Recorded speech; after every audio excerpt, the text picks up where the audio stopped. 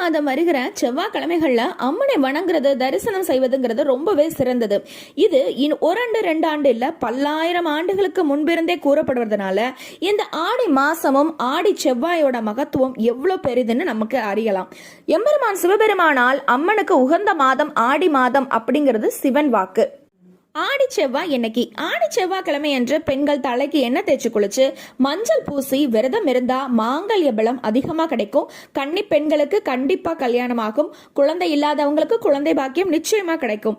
ஆடி மாதம் வருகிற அனைத்து செவ்வாய்க்கிழமைகளும் இல்லாட்டாலும் என்னைக்காவது ஒரு செவ்வாய்க்கிழமையாவது பெண்கள் இந்த செவ்வாய் தோஷ விரதம் இருந்தா கண்டிப்பா அவங்களுடைய எல்லா தோஷங்களும் நீங்கி நல்ல வாழ்வு கிடைக்கும். கல்யாண பலம் நிச்சயம் கிடைக்கும். இந்த ஆடி செவ்வாய் அன்னைக்கு அன்னதானம் செஞ்சா 51 மடங்கு அதிக பலன் கிடைக்குமா. 1000 கண்ணுடையாள் 1000தா, அவ நம்மளை கண்டிப்பாக ஒரு கண் கொண்டு பார்த்து நம்மளுக்கு ஆசீர்வாதம் அளிப்பார்.